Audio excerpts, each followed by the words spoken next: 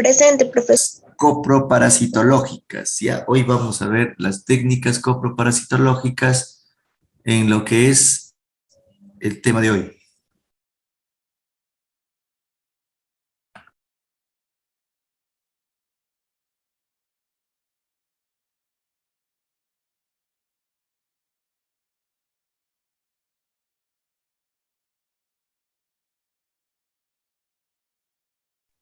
Ya, a ver, cuando hablamos de técnicas, ¿qué técnica estamos o están haciendo ustedes todos los martes?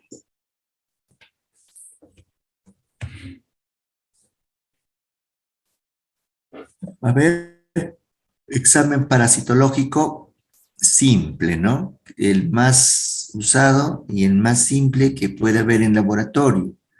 Pero también hay otros exámenes, ¿no? Otras técnicas que se usan. A ver, por ejemplo, ¿qué técnicas conocen?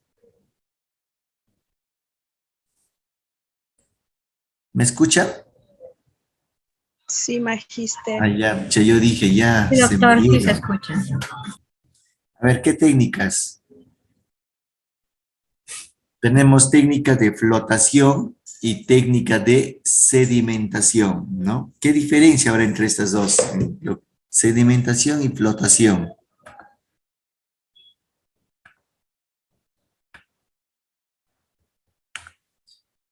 A ver, en la técnica de flotación van a flotar, pues no todos los huevos de los parásitos, los quistes de los parásitos van a flotar hacia la superficie, ¿ya? Y en la sedimentación se van a sedimentar. Pero ¿cuál de estas dos es la más adecuada? ¿La de sedimentación o la de flotación? La de sedimento. Flotación. Ya, por ahí Jerry dice la de sedimentación. Los dos son buenos, sino el detalle es, en el de sedimentación, nosotros la muestra lo vamos a ver sucio, ¿no? Más cochinito, ¿por qué? Porque todos los restos que de repente, que son microscópicos, que no han podido ser filtrados, de alguna manera se van a sedimentar por la densidad o por el peso en el fondo. Y cuando cargamos al portaobjetos, lo cubrimos con el cubreobjetos, vamos a ver esos restos. Pero en el caso de la flotación, no, pues no. Entonces, solamente los huevos de los parásitos van a flotar hacia la parte superior. Y nosotros vamos a coger esa muestra y vamos a ver al microscopio y cuando observamos va a estar limpio, ¿no? Va a estar limpio y se va a poder ver con mayor claridad, ¿no? Igualito va a pasar cuando hacemos hemoparásitos, ¿no? Cuando hacemos la técnica invertida, ¿no? Hay una técnica de tinción que es la técnica invertida, que nos ayuda o nos facilita a que todo el precipitado del reactivo, que ustedes a veces por ociosos no lo machacan bien, no lo trituran bien, se va al fondo. Y cuando observamos al microscopio, vemos como restos, ¿no? Vamos a ver como precipitados, que nos puede confundir para dar un diagnóstico certero.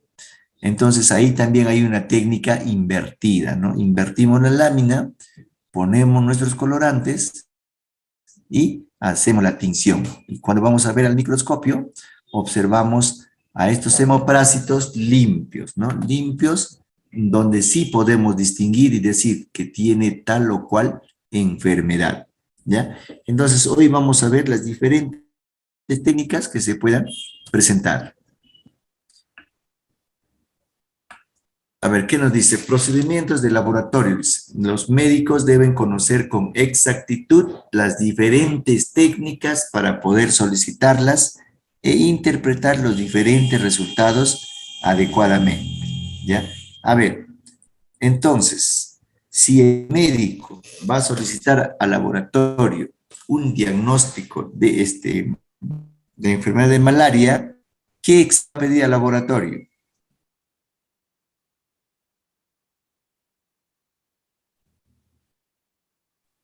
No le escucho bien, profesor. A ver, el médico sospecha de un paciente que tiene una enfermedad de malaria. ¿Qué examen le pide al laboratorio?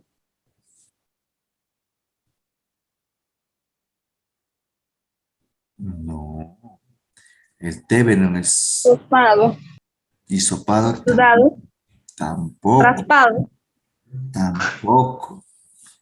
A ver, ¿qué es la malaria? ¿Es una enfermedad causada por qué? ¿O transmitida por qué? ¿Un mosquito? ¿Por un vector? Por un vector que se llama anófeles, ¿no? Entonces, al ser transmitida por este vector que es el anófeles, ¿qué signos y síntomas presenta ese paciente? Fiebre. Fiebre. Fiebre, dolor de cabeza, escalofríos, malestar general. Entonces, viendo todos estos signos y síntomas, el médico hace un diagnóstico, primero presuntivo. ¿De qué está presumiendo? ¿Qué enfermedad que tiene? Malaria. Malaria. Para que tenga un diagnóstico confirmado, tiene que pedir un examen auxiliar de laboratorio. ¿Qué examen le vas a solicitar? Un examen de sangre, doctor. ¿Pero cómo se llama? ¿Gota gruesa, profesor? Diagnóstico de malaria por gota gruesa, porque no, ahí tiene que pedir así, diagnóstico de malaria por gota gruesa, ¿ya? Entonces, mira, aquí lo que dice es que el médico debe conocer con una exactitud las diferentes técnicas que hay, pues, ¿no? Porque si no, ¿cómo piden? Y no solo hay uno, pedirá por flotación, sedimentación, de Faust, con zinc, o con sacarosa, o un coprológico funcional, un Tébeno, un Sudán, o de repente que el médico tiene que conocer las diferentes técnicas para que pueda pedir un examen al laboratorio, ¿no? Para que sea un diagnóstico confirmado, ¿ya? Acá tenemos tipo de análisis, técnicas coproparasitológicas, técnicas en parasitosis sanguíneas y tisulares, ¿no? Entonces, ¿qué ven en la imagen ustedes? ¿Qué observan en la imagen?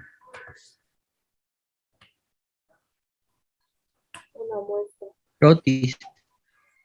Un extendido de sangre, doctor. Ya están viendo un frotis, ¿no? Un extendido de sangre en donde nos indica, ¿no? Que esto tiene que pasar un control de calidad. Para hacer ese frotis se tiene que tener pues un ángulo de 45 grados y el frotis tiene que tener cabeza, cuerpo y cola. En este frotis yo voy a diagnosticar qué cosa. En lo que es parasitología, no me vayan a decir células sanguíneas porque no estamos en hematología, estamos en parasitología. ¿Qué cosas voy a diagnosticar? ¿Qué enfermedades? Uno ya hemos dicho hace un ratito que es la malaria, ¿no? Una de las enfermedades. Otro.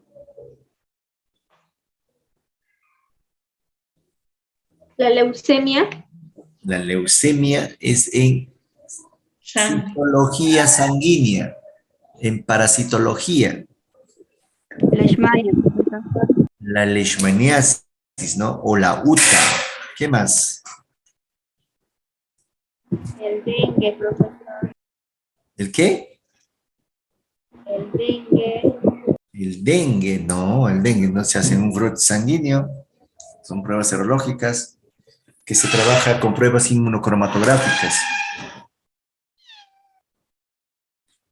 A ver, malaria, leishmania, bartonelas y tripanosomas, ya tripanosomiasis, son las 4 enfermedades que se va a diagnosticar en este frotis sanguíneo, ¿ya? Entonces ahí tenemos, dice, características, tiene cabeza, cuerpo y cola, tiene que ser delgado, ni muy grueso ni muy delgado, tiene que ser homogéneo y rápidamente fijado con metanol, ¿no? Se tiene que fijar con metanol. Entonces ahí tenemos un frotis sanguíneo. ¿Y qué es lo que vamos a ver? Vamos a ver a las células sanguíneas, pero dentro de esa vamos a ver al parásito que estamos buscando. En este caso, si es la malaria, tendré que observar al Plasmodium vivax, ¿no? Para decir que es la enfermedad de la malaria. Ahora, esta malaria también hay 5 especies, ¿no? Donde es Plasmodium vivax, falciparum, ovale, malariae y el no-leishman. Son 5 tipos que se presentan, ¿ya? Igual, cuando de repente voy a ver la enfermedad de la leishmaniasis o de la UTA, tengo que ver a la mastigote, ¿no? En el frotis ahí voy a ver a la mastigote para decir que es positivo y ese paciente tiene la enfermedad de la UTA, ¿no? Igualito buscaré pues en la tripanosomiasis al Trypanosoma cruzi.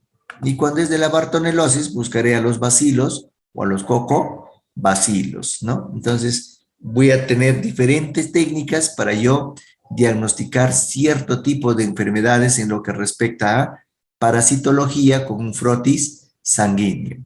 Y en la parte superior, ¿qué cosa están viendo?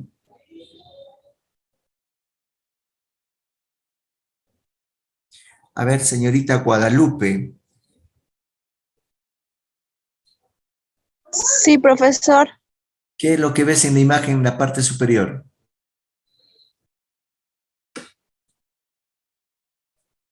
Una gradilla, un tubo. Un tubo de ensayo. ¿Qué contiene el tubo de ensayo? Orina. No, es Biológico. es una muestra de heces diluida con agua destilada. ¿Ya? ¿Para qué? Para hacer una técnica, la técnica de flotación o la técnica de sedimentación, dependiendo qué vamos a usar, ¿no? Si vamos a usar sulfato de zinc o si vamos a usar o una solución de sacarosa, ¿no? Dependiendo de qué vamos a usar. Ya, entonces se trabaja así. Ya, luego tenemos, dice, técnica de análisis de contenido duodenal y técnica de análisis de flujo vaginal, ¿no? En este flujo vaginal, ¿qué cosa vamos a ver nosotros en parasitología? ¿Qué voy a buscar? Infección, doctor. No, Sobre pero las- ¿qué cosa busco en parasitología? Por ejemplo, De huevos de parásitos, profesor. huevos de parásitos, dice, ¿ves? Por ejemplo, con el profesor Johnny, ustedes que están llevando ahorita microbiología, en lo que es una secreción vaginal, van a ir a buscar ¿qué cosa? Gardenelas, mobiluncos, lactobacilos, ¿no? ¿Para qué? Para que digan si es, para que vean si tiene o no tiene una vaginosis bacteriana, por ejemplo, ¿no? Tienen que buscar eso, gardenelas, mobiluncos y lactobacilos. Si tiene, dicen, ya tiene una vaginosis bacteriana, ¿no? Pero en parasitología, ¿qué cosa vamos a buscar en esa secreción vaginal? Parásitos, pues, ¿qué cosa más vamos a buscar, no? ¿Qué parásito vamos a buscar en la secreción vaginal? ¿Qué cosa?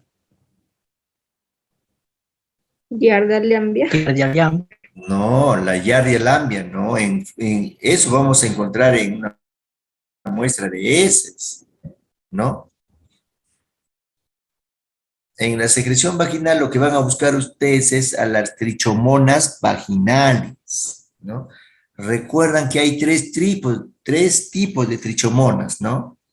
En la boca, en el intestino y en la secreción vaginal. Tenemos ahí a las trichomonas vaginales, a la trichomona gingivalis y a la trichomona hominis, ¿no? Entonces tenemos que saber eso, pues, ¿no?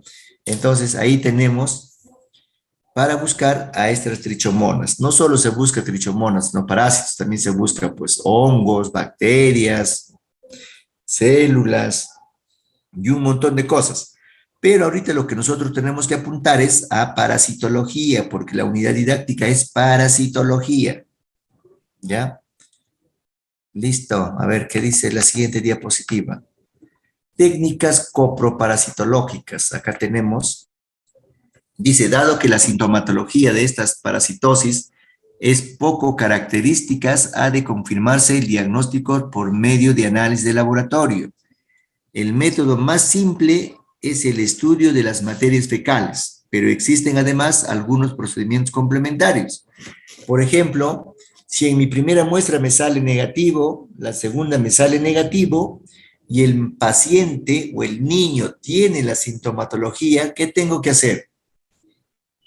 Un examen parasitológico seriado o un cultivo. Claro, no tengo que hacer un cultivo o tengo que hacer otras técnicas, ¿no? Por ejemplo, las técnicas de sedimentación, de flotación, de cultivos, ¿no? Para poder identificar, porque la sintomatología me está diciendo que sí, pero como es en poca cantidad, en una muestra, en un método simple, no lo puedo encontrar. O sea, estoy dando un falso positivo, ¿no? Entonces, para eso tengo que hacer otra técnica, ¿no? Ahí tenemos entonces, para hacer una técnica de sedimentación o flotación, o en todo caso para hacer un cultivo, ¿no? Para poder identificar.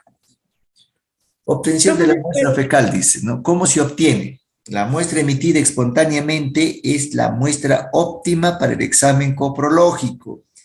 ¿Cuánto tiempo tiene que demorarse en llegar la muestra al laboratorio para que sea óptima? 1 hora, doctor. Ya, 2 horas, ¿no? De 1 a 2 horas. Después de eso, ¿qué va a pasar con esta muestra? No sirve. Ya no sirve, ¿por qué? Los huevos van a estar ahí. Bacterias. A ver, ¿qué pasa? ¿Hay incremento de bacteria? Recuerden que la muestra de heces es una muestra contaminada que tiene gran cantidad de bacterias, ¿no? Hasta por gusto, como se dice. Entonces, lo que va a pasar es que todos los parásitos que son trofozoitos se van a morir, ¿no? Porque ellos necesitan una temperatura de 37 grados centígrados, que cuando pasa esa temperatura de 37 grados centígrados, que es temperatura corporal, cuando sale al medio externo, ya son eliminadas las heces, solamente van a estar de 1 a 2 horas. Luego se van a morir y por consiguiente nosotros vamos a dar un falso positivo, ¿no? Una muestra mal procesada nos va a dar un falso positivo, ¿ya? ¿Qué es lo que ven en la imagen? ¿Qué están viendo? Una endoscopia. ¿Qué técnica de recolección de muestras se va a hacer acá? Rectoscopía. Con la rectoscopía, ¿no? Y también es una técnica que muchas de las veces cuando el paciente está postrado o está hospitalizado, le hacen esta rectoscopía y con esa muestra también lo podemos trabajar. También puede haber, dice, el tacto rectal y el aspirado rectal, ¿no? También se pueden usar muestras obtenidas mediante esto, ¿no? Tacto rectal y aspirado rectal, para poder hacer diagnóstico parasitológico. Muestras inadecuadas. ¿Cuándo se dice? Nos dice las que se han mantenido por más de un día a temperatura ambiente, no valen para ser procesadas y dar un diagnóstico. Las obtenidas después de un estudio radiográfico del tubo digestivo en el que se utilizó bario, ¿no? Las que presentan gran cantidad de algunas sustancias que se han ingerido con fines terapéuticos, ¿ya? Entonces, en esas muestras hay que tener bastante cuidado, ¿no? Y para eso se pregunta al paciente, ¿no? Si está en tratamiento, no está en tratamiento, si le han hecho alguna inducción o no, ¿ya? Si fuera el caso, no se le va a recibir la muestra. Dice, no han de utilizarse de rutina, ¿no? Los laxantes. En caso de usarse, debe preferirse el sulfato de sodio. En términos generales, nunca deben emplearse laxantes aceitosos, ya que se eliminan en forma de gotas, las cuales interfieren con el análisis microscópico, ¿no? No vayan a hacer que confunden una burbuja de aire o una presencia o una gotita de estos aceites, ¿no? Estos laxantes aceitosos y vamos a confundir con un parásito. Número de muestras, dice, lo óptimo son 3 muestras en días diferentes. A ver, ¿por qué será eso? ¿Por qué nos piden 3 muestras? Para poder observar al parásito si esto es de menor cantidad, de menor proporción en nuestro organismo. Claro, ¿no? Nos pide una muestra seriada, ¿no? Nos pide 3 muestras, porque recordemos que muchas de las veces en las primeras deposiciones no vamos a encontrar ningún tipo de parásito, ¿no? Entonces, en vista a eso, lo que nos piden es hacer 3 muestras, ¿no? En días diferentes, un día sí, un día no, un día sí, un día no, ¿no? Porque la eliminación de los parásitos es irregular, un día puede sí, un día no, ¿no? Mientras se tiene las 3 muestras, se da un resultado de una sensibilidad al 100%. A ver, Lázaro Aira, ¿estás ahí en sala? Sí, profesor. A ver, en la primera imagen, ¿Qué cosa se está observando? ¿Un huevo, un quiste o un trofozoito? ¿O una larva? Un huevo, profesor.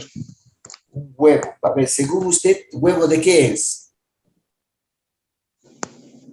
De Entamoeba E. coli. Entamoeba E. coli. No, Coli. Entamoeba coli, digo. Entamoeba coli. A ver, ¿quién le ayuda? Uy, histolíticas. A ver, Vargas. ¿Estás? Vargas, en primera fila está Vargas. Muy adelante creo que ya está. Muy adelante está. A ver, Rosemary, tú que estás atrás de Vargas.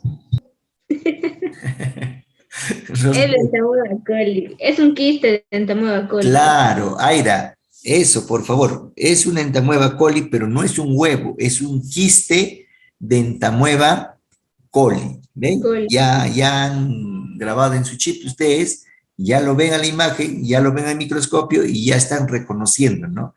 Que es un quiste de entamoeba coli. A ver, Rosemary, ¿cuántos núcleos tiene este quiste?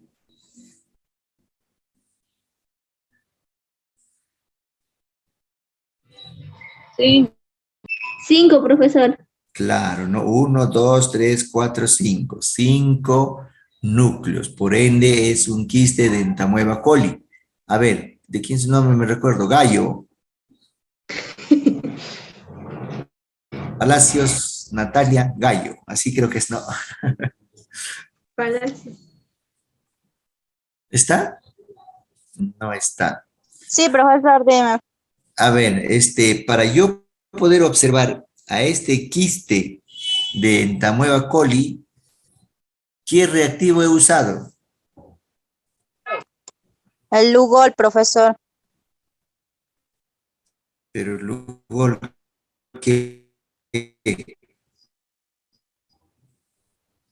Como profesor no le he entendido. El Lugol al 5%.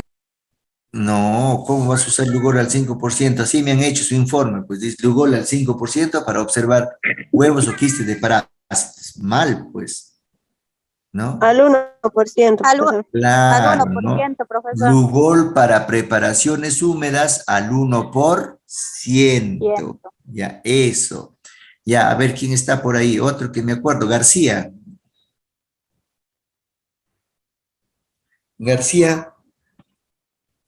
No está García. León. Presente, profesor. A ver, León, ¿qué ves en la imagen? Es una larva, profesor. ¿Larva de qué?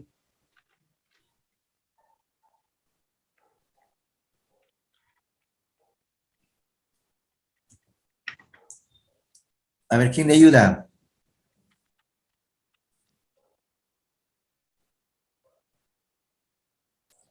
¿Nadie? Rocío Santillán. Cancha Hernández.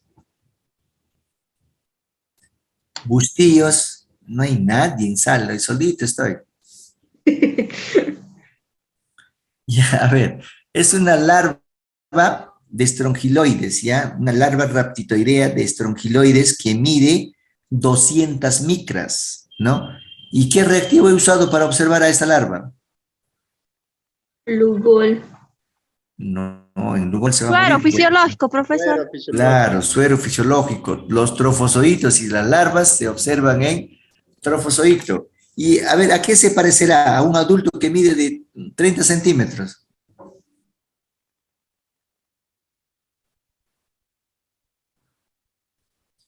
Al Ascaris lumbricoides. Pues el Ascaris lumbricoides también es igual, solo que es un parásito que mide la hembra de 20 a 35 centímetros y el macho que mide de 15 a 25 centímetros, ¿no?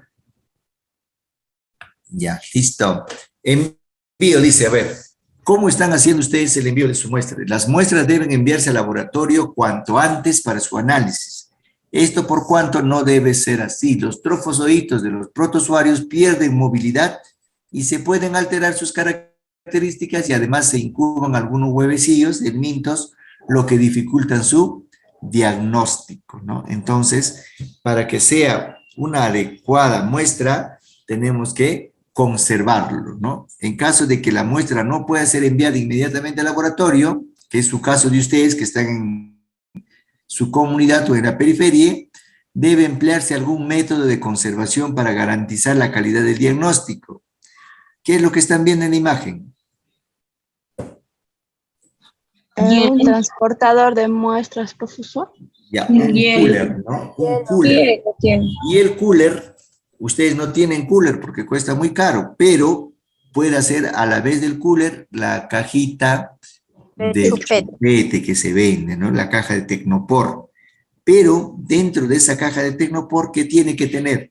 Los frascos refrigerantes. ¿Cómo se prepara este frasco refrigerante? Tiene una tapa rosca que se llena agua con sal para que te dure un 24 horas, ya se pone en la nevera y cuando vas a traer tu muestra lo pones al contorno, ¿no? Entonces tienes una muestra de óptima calidad para que puedas hacer un diagnóstico, ¿ya? Entonces hay que implementar eso para traer nuestras muestras al laboratorio.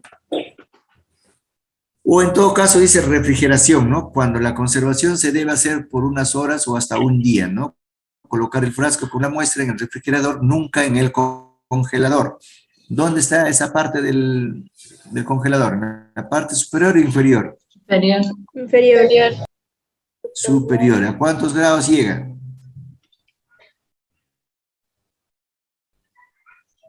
A menos 0 grados centígrados, pues, a menos 0 grados centígrados, ¿no? Pero en la parte inferior es de 2 a 8 grados centígrados, ¿no? En donde se va a conservar la muestra. Ahora, ¿será la única forma de conservar? No, también hay otra manera, ¿no? Dice preparaciones selladas, ¿no? Se coloca la muestra entre el porte y cubre objetos y se sella en el borde del cubre objetos con vaselina, con barniz de uñas o bálsamo de Canadá, ¿no? Entonces se tiene así una preparación que puede durar unas horas, ¿no? Que te puede ayudar, porque luego también se va a secar esa muestra, pero en algo nos ayuda. Y también vamos a tener algunos reactivos químicos que nos ayudan a preservar, ¿no? Por ejemplo, la formalina, que nos dice se mezcla 3 gramos de heces por cada 10 mililitros de formalina al 10%. Se preservan bien los huevecillos de mintos y los quistes de protozoarios, ¿ya? También se puede trabajar con esto, pero es costoso. Como no tenemos, la forma más práctica es conservarlo de 2 a 8 grados centígrados, ¿no? Otro reactivo que tenemos es el MIF, ¿no? El mertiolate, yodo y la formalina. ¿Cómo se prepara? Con 250 ml de agua destilada, 200 ml de mertiolate, una dilución de 1 en 100, 25 mililitros de formalina al 40% y 5 ml de glicerina. Todos esos componentes nos sirven para preparar este reactivo de mertiolate, yodo, formalina, que es el MIF, ¿ya? ¿Y qué nos dice? Al momento de usarse se mezcla 23.5 ml de esta solución con 1.5 mililitros de Lugol concentrado, ¿no? Para preservar nuestra muestra. Dice, se adiciona 1 gramo de heces frescas por cada 10 mililitros de solución MIF. ¿Ve? Un gramito de, vas a cargar 1 gramo de heces en 10 mililitros de esta solución y tu muestra se va a conservar, ¿no? No se va a deteriorar los huevos, ni los quistes, ni los trofozoitos. Tenemos otro reactivo que es el alcohol polivinílico, que es una resina que se presenta como un polvo blanco que tiene los nombres comerciales de el batamol o el gelbatol, ¿no? Se presentan así en el mercado, que también nos sirve para conservar. ¿Cómo se prepara? ¿No? Dice preparación en portaobjetos, 3 gotas de fijador con un poco de materia fecal y se deja secar. Se puede guardar hasta 2 meses para coloración posterior. ¿Ve?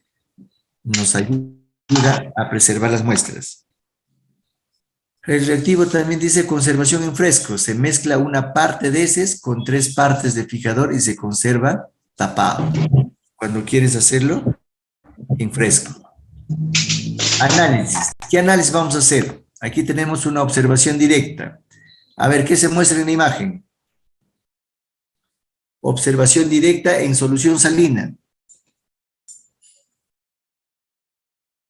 ¿Qué es? A ver, Junior, ¿está en sala? Una giardia. No, Ya, es una yardia lambia, pero ¿qué cosa es? ¿Quiste o trofozoito? troposfito. Ya, trofozoito. Mira, recuerdan que dice observación directa en solución salina, en suero fisiológico. Estoy viendo a un trofozoito. ¿Este trofozoito qué es? ¿Es un pseudópodo? ¿Es un ciliado o es un flagelado? A ver, ¿quién está por ahí? Débora. Ciliado. Ciliado. ¿Débora está? Flagelado, magista. Sí, flagelado, dije, profesor. Claro, es un flagelado, ¿no? Porque tiene flagelos, tiene como pelos que están ahí. Cuando es ciliado, ya hemos dicho, al contorno tiene como unos vellitos pequeños, ¿no? ¿Y para qué le servirá todo esto, su flagelo, su cilio? Para su movimiento. Para su movimiento. Recuerden que se tiene que alimentar, tiene que buscar sus alimentos, ¿no? El pseudópodo o rizópodo también presenta falsos movimientos, ¿no? Donde ve su alimento va y engloba y se alimenta. Pero en este caso es una yardia lambia que está en trofozoito, que es un parásito flagelado, ¿ya? En la parte inferior dice observación directa en Lugol. ¿Qué cosa se está observando? Muy chiquitito está, ¿no? ¿Qué cosa se está observando? Sí. Ya la hemos deformado, pero más o menos se ve. No se ve nada, profesor. ¿Ya qué cosa es?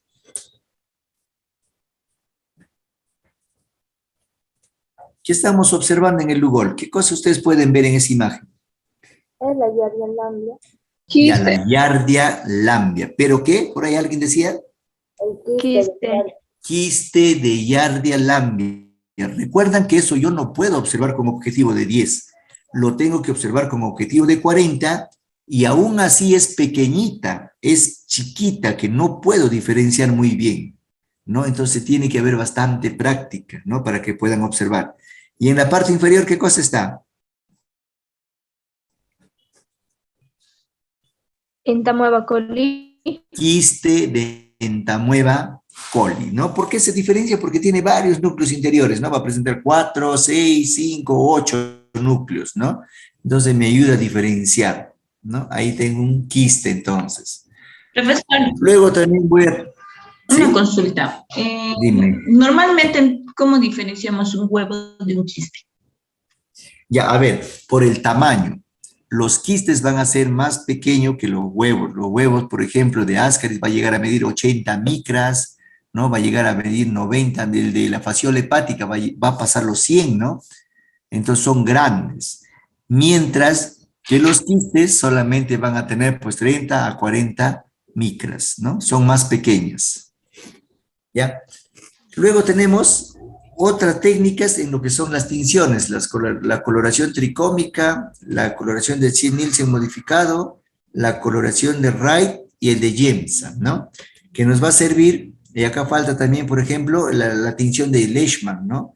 Para ver Leishmania, Jemsa para ver malaria, Wright también para ver malaria o para ver lo que es la leishmaniasis también, ¿no?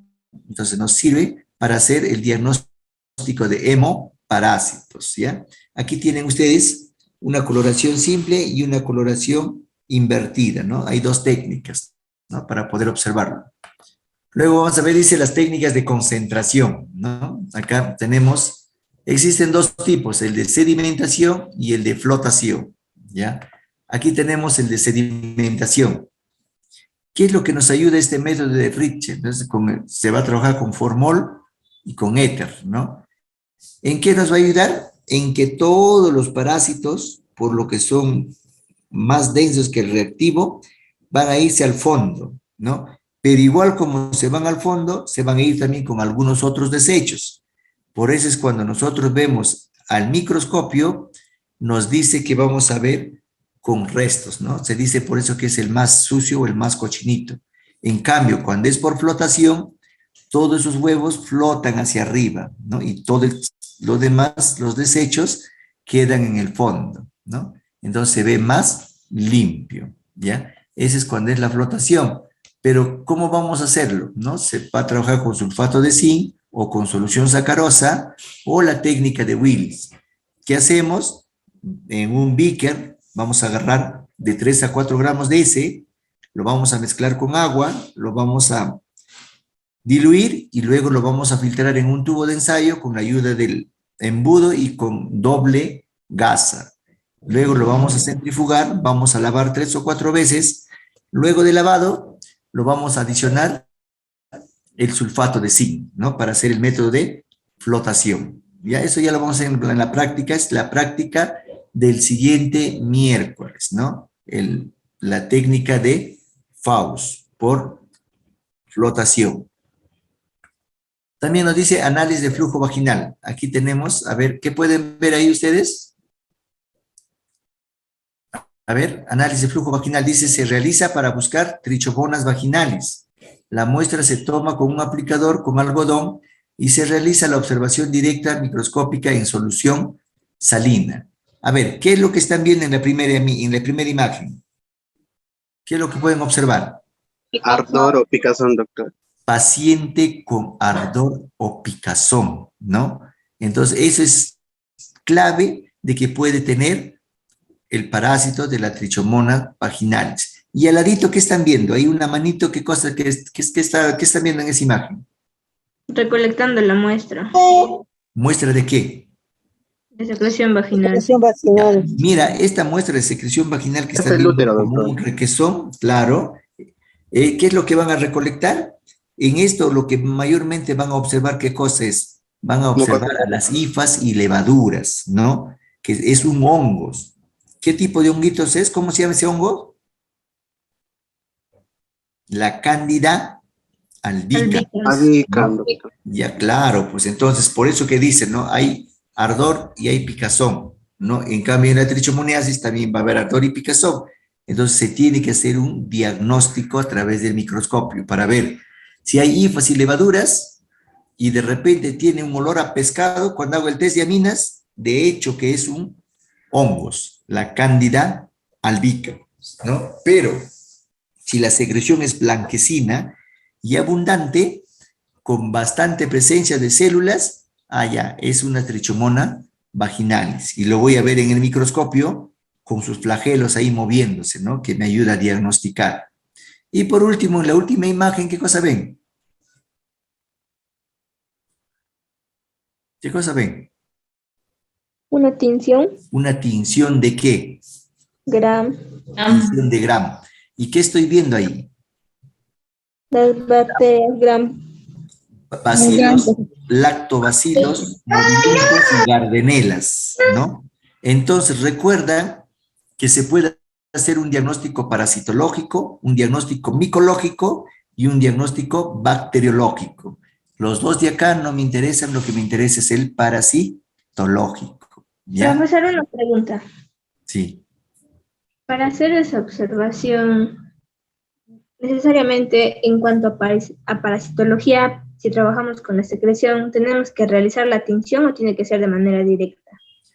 Es de manera directa con suero fisiológico, dice B. Se realiza para buscar trichomona vaginalis, la muestra se toma con un aplicador con algodón y se realiza la observación directa microscópica en solución salina, ¿no? Ahora, ¿quién lo hace eso? La obstetra. Y si no hay obstetra, ustedes tienen que indicarle al paciente que se ponga en posición de cuclillas, que recolecte su muestra y que no pase más de media hora, lo más rápido que puede llegar al laboratorio, porque si no, esas trichomonas pierden movilidad y nosotros no podemos diagnosticar. Vamos a dar negativo y el paciente va a seguir con toda la sintomatología.